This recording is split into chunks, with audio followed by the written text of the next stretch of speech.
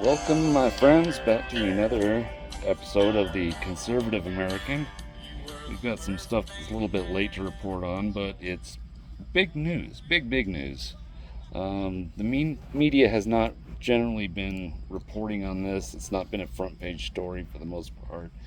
And the little bit that they have reported on this, they're twisting the facts of it a little bit. Some time ago, several states' attorney generals brought forth a legal challenge to the Biden administration and their censorship. So the First Amendment is pretty clear and concise that you cannot stop freedom of speech. You cannot stop the freedom of the press. For better or for worse, the people have the right to speak and hear and engage in conversation without being limited by what the federal government does. The Biden administration in this case, had been communicating, had been meeting physically with members of Twitter, members of Facebook, and squashing stories that were damaging. Perhaps the biggest one was the Hunter laptop story. Of course, that occurred right before the 2020 election. And they stamped it out. You had several big names sign on to a letter from the intelligence community, current and former intelligence people, saying, oh, this has got all the earmarks of Russian disinformation, which Russian disinformation is code for the Democrats of stuff that may hurt us.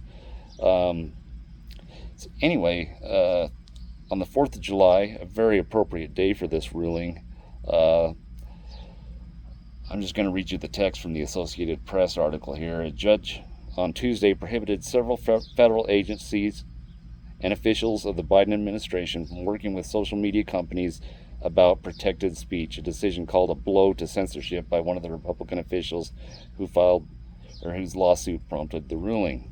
U.S. District Court Judge Terry, I'm guessing it's Doughty, of Louisiana, granted the injunction in response to a 2022 lawsuit brought by attorney generals in Louisiana, Missouri. Their lawsuit alleges that the federal government overstepped its efforts to convince social media companies to address the postings that could result in vaccine hesitancy during the COVID-19 pandemic or affect elections. The judge cited substantial evidence of far-reaching censorship campaign. He wrote, the evidence produced thus far depicts an almost dystopian scenario during the COVID-19 pandemic, a period perhaps best characterized by widespread doubt and uncertainty. The United States government seems to have assumed a role to be an Orwellian ministry of truth.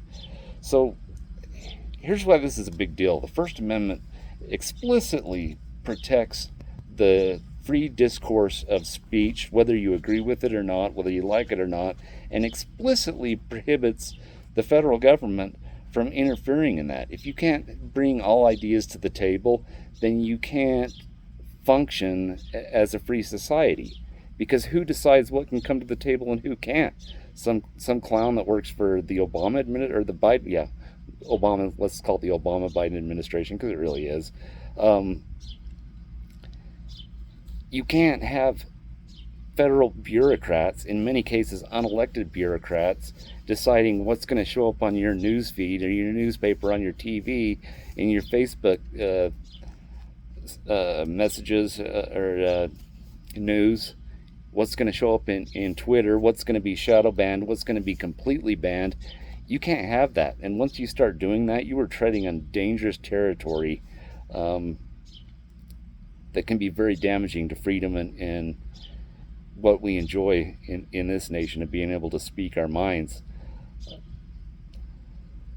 Basically, the Biden administration thought they'd be cute. What they did was, well, if we can't restrict it, there's nothing in the First Amendment that says Facebook can't restrict it. And it wasn't even just that they merely suggested that some of these things may be coming up, and they might want to take an extra look at them. They were sending stuff about removing certain people that said things that the Obama-Biden regime doesn't agree with, and they were getting their posts removed. They were getting people flat out banned. When it didn't happen fast enough, there's chain emails going back and forth from the feds, going back to Meta, basically demanding to know why hasn't this been dealt with. There were statements given by the feds and the DOJ of this stuff is killing people. It is risking lives of people. It's risking lives in society. And the terminology that they were using was nothing short of a brazen attempt to coerce these companies to abide by the rules set forth by the Biden regime. Anyway, this is a huge ruling for freedom, and it's a fantastic ruling. And the best part of it is it gives an injunction to specific names in the Biden administration. You've got Joe Biden himself being named, this injunction's against. You've got Karine Jean-Pierre. She is specifically listed in there. All the disgusting bureaucrats that think that they should be king and queen over us in the administration, they have all been named specifically. And what will be interesting to see is how this plays out. And in order for this to really stop, this is a great step in the right direction, but these people need to be held accountable. To blatantly go out and violate First Amendment civil rights of the people, and specifically singling people out, and specifically singling out a certain political leaning, people need to be held accountable, and it needs to hurt, because this is how dictatorships rise. This is how communism rises.